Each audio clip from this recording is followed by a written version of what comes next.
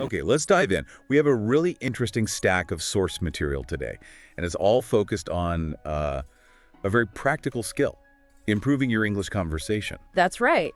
These sources suggest there might be this powerful tool, maybe one people don't think about enough, sort of hiding in plain sight. Right. So our goal here is to really unpack how this material presents listening to real-world audio things like, well, podcasts, as a way to seriously boost your spoken English. Yeah, we want to pull out the actionable stuff for you, the insights you can actually use. Think of it as us digging through it together, getting right to the core ideas. Ready to jump in? Let's do it. So the sources kick off by touching on something I think a lot of people learning English, well, they run into it. What's that? That feeling, maybe a bit of nervousness when you have to speak English, Yeah. or finding conversations kind of tricky, even if, say, reading a book or an article in English is fun. Oh yeah, that gap. Huh. Understanding versus actually speaking, it's super common. Totally. And these materials, they actually introduce listening to real podcasts as, well, they call it a secret weapon for tackling exactly that. A secret weapon, huh? Okay, that definitely gets my attention. So why? Why do these sources say podcasts are so effective for this? Well, a few reasons come up. For one, they say it really helps train your ear to understand English as it's naturally spoken. The flow, the rhythm. Not just isolated words like in some lessons, you're hearing connected speech. Exactly. You learn how native speakers really talk. Their tone, their speed, the common expressions they use all the time. Stuff that textbooks often, well, they just can't capture the same way. And you hear conversation topics, just everyday stuff, which the sources argue helps you react faster in real conversations yourself. You get familiar with how people actually discuss things. And there's a big practical point too, right? The flexibility. Oh, huge. The sources really highlight this. You can listen pretty much anytime, anywhere. Like while you're walking, cooking, driving. On your commute, yeah. It's practice that sort of fits around your life, not the other way around. You don't need a dedicated classroom slot, necessarily. Turns downtime into learning time, essentially. That's the idea presented, yeah. Okay, so the sources then draw this interesting contrast. They talk about textbook English versus what they call real podcast English. How do they show that difference? They give some really good concrete examples. Think about phrases you might learn formally versus what you actually hear. Okay, like what? Well, the textbook might teach, hello, how do you do? Very formal. Right. Sounds a bit stiff, maybe. Yeah. But in a real podcast or just talking to someone, you're way more likely to hear like, hey, how's it going? Or maybe, what's up? Much more natural, yeah. Any other examples? The source gives, I am going to the store. Perfectly correct grammar, of course. Uh, But you'd probably actually hear something more like, I'm just heading to the store real quick. Or maybe just heading to the store. Gotcha. It feels different, sounds different. Yeah. So the point is exposure to these real-life phrases, the slang, and especially contractions. Yes, contractions are a big one they focus on. The sources specifically mention hearing and understanding things like I'm instead of I am, Or gonna instead of going to. and wanna instead of want to. All those little shortcuts that are everywhere in spoken English.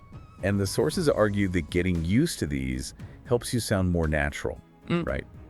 Not just understand others better. Exactly. It helps you blend in more, speak more smoothly, and move away from sounding like you're, well, reading out loud from a textbook. It bridges that gap. Okay, so we get why the sources think it works.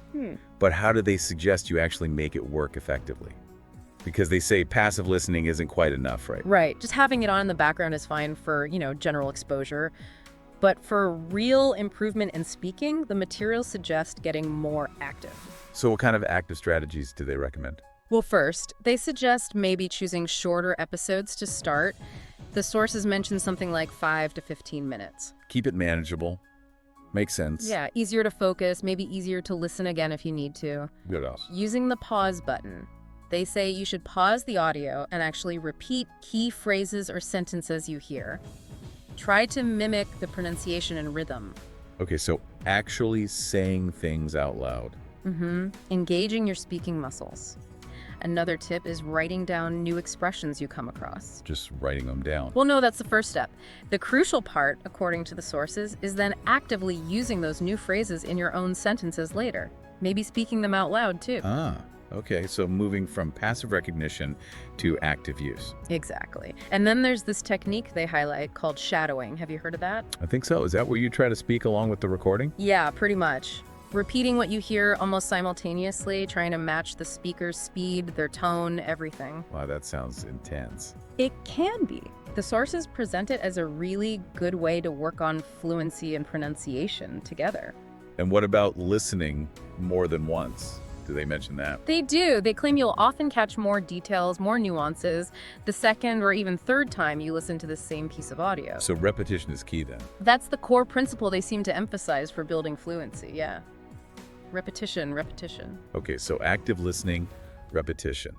Now, the sources also talk about putting this into practice, kind of like a challenge. Yeah, moving beyond just listening techniques to actually using the language, taking those everyday expressions you pick up from the podcasts. And using them yourself. Do they give examples of the types of phrases? They do. Really common, useful ones. Things like, I'm just checking in. Okay, useful. Or, that sounds great, let me know. What have you been up to? And I'll catch you later. Yeah. Really standard conversational bits. Things you genuinely use. So how do they suggest practicing these? Pretty simply, actually. The sources recommend picking just 1 or 2 phrases at a time and then making up a short sentence using them and saying it out loud. Got it. Like taking, I'm just checking in. And practicing saying, I'm just checking in to see how you're doing. Something like that. Or just practicing the phrase itself, like, I'll catch you later. Exactly. And they add one more important instruction for this practice. Which is? Say them with emotion, with confidence. Like you would in a real conversation, not just flatly reading the words. Ah, so bringing the delivery to life, too. Mm-hmm. Connecting the words with, actual communication. Okay, so wrapping up our deep dive into all this source material, the main takeaway seems pretty clear, doesn't it? Yeah, I think so. Listening to real-world audio like these podcasts is presented as a really powerful and accessible tool. It's not just entertainment. It's a way to genuinely improve your real-world English speaking. And the sources really push the idea that when you do it actively listening, repeating, practicing, you're not just, passively hearing stuff. Right. You're actively practicing speaking, building that fluency, getting more confident. It's presented as real growth. So that leaves us with a final thought, drawing on these materials. If podcasts can be this kind of learning tool, well, how might things change if you started treating other everyday audio you encounter, conversations you overhear, TV shows, maybe even shows like this one, as potential learning opportunities too? How could that shift how you engage with the world around you? That's definitely something interesting to think about next time you're listening in.